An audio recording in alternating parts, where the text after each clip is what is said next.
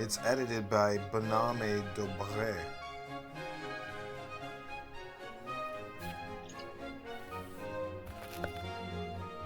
So this was the King of England when the Americans revolted.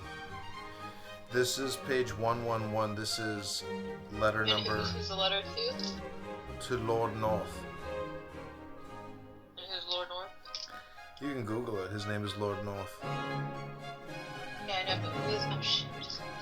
Who is Lord North? You'll have to Google that. Let me Google that for you. Do you want to hear the letter? There's two different... This thing.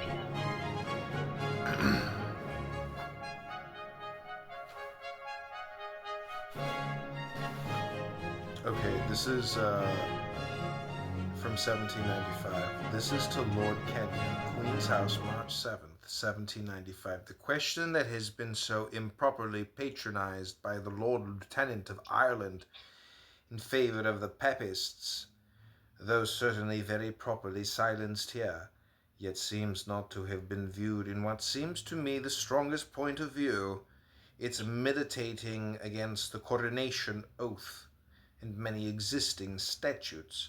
I have therefore stated the accompanying queries on paper, to which I desire... Read it normal, bro. No, I can't. I'm recording this for TikTok, so I'm doing it for England. I'm creating propaganda against the British. As an American, it's my right. It's my right to pretend that I'm an English lord.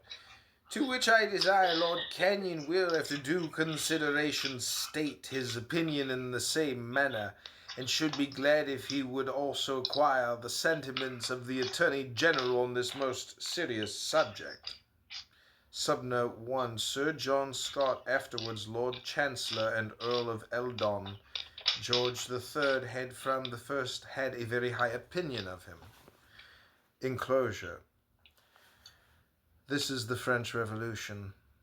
The following queries on the present attempt to abolish all distinctions in religion in Ireland with the intention of favouring the Roman Catholics in that kingdom are stated from the desire of learning whether this can be done without affecting the constitution of this country.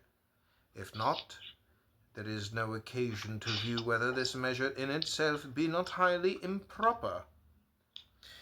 The only laws which now affect the Papists in Ireland are the Acts of Supremacy and Uniformity, the Test Act, and the Bill of Rights.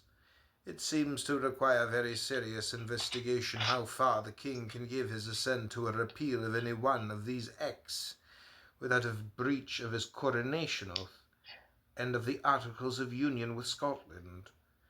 The construction put on the coronation oath by the Parliament at the Revolution seems strongly marked in the journals of the House of Commons, where the clause was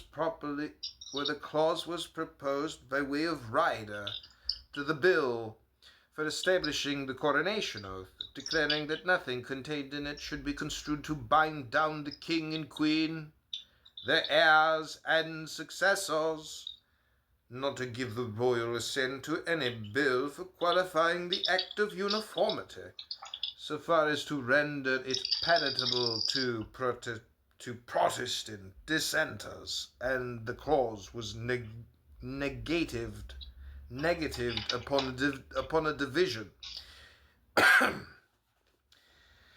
This leads to the implication that the coronation oath was understood at the Revolution to bind the crown, not to assent to any repeal of any of the existing laws of the Revolution. Oh, good thing. Guess what? The black under my eyes was just eyeliner. I'm so happy. Or which were then enacted for the maintenance and defense of the Protestant religion as by law established. If the oath was understood to bind the crown not to assent to repeal of the Act of Uniformity in favour of Protestant dissenters, it would seem to bind the crown fully as strongly not to assent to the repeal of the Act of Supremacy as to the Test Act in favour of Roman Catholics.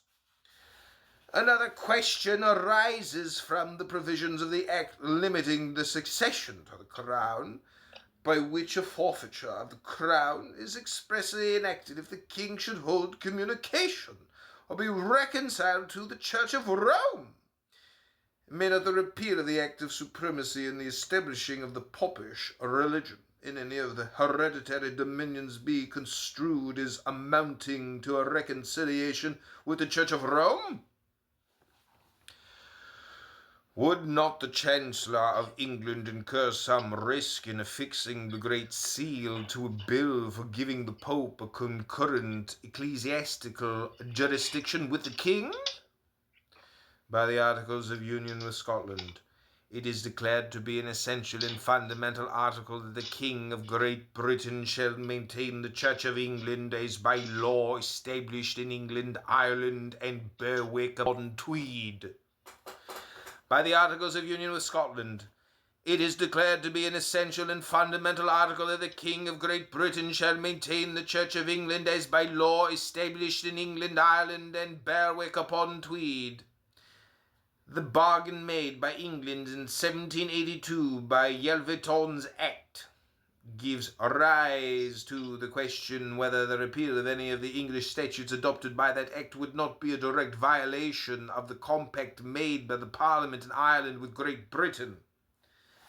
Subnote 1. Barry Yelverton, at that time Irish Attorney General, now Baron Avonmore in the Irish peerage, later in the English as a reward for his services in furthering the Union. His act relieved the Catholics from some of the restraints placed on their education and on the exercise of their religion.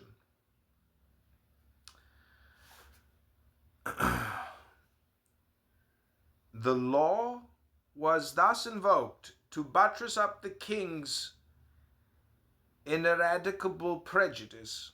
Fitzwilliam's gesture, his recall, the repressive policy of Camden all served to fan a growing flame, with which, threatening enough in 1797 through the agitation of the United Irishmen, burst out in the rebellion of 1798.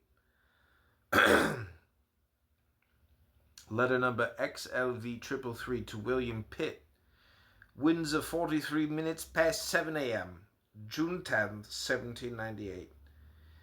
This country remains in a very naked state by the large detachment sent to Ireland, which nothing but the greatest necessity can justify, but I cannot think any forces sent there can be of real avail unless a military Lord Lieutenant, and that the Marquis of Cornwallis, with Mr. Pelham as a secretary, be instantly sent there. The present Lord Lieutenant is too much agitated at the present hour, and totally under the control of the Irish Privy Councillors, whose hurry has been the real cause of the two failures. Subnote 2. Presumably the early rebel successes near Wexford, which, if repeated, will by degrees teach the Irish rebels to fight. Cornwallis was perhaps not quite the man the king had hoped for, since he proved almost as liberal as Sir Ralph Abercrombie had done the year before, who had been recalled because he would not permit unbridled license among his soldiers. By the time Cornwallis arrived, the rebellion was nearly crushed, and he proved a conciliatory viceroy. The utility of the rebellion to the idea of union did not escape the king. Letter number XLIX to William Pitt, Windsor, 36 minutes past 7 a.m. June 13th, 1798. Mr. Pitt has, in my opinion, saved Ireland by engaging Mr. Pelham, in the present state of the kingdom, to return there as soon as his health will permit, which should be known there at least when the Marquis Cornwallis arrives. That gentleman's knowledge of the country must be of great utility to the new Lord Lieutenant, who must not lose the present moment of terror for frightening the supporters of the castle into an union with this country, and no farther indulgences must be granted to the Roman Catholics, as no country can be governed where there is more than one established religion. The others may be tolerated, but that cannot extend farther than leave to perform the religious duties according to the tenets of the Church.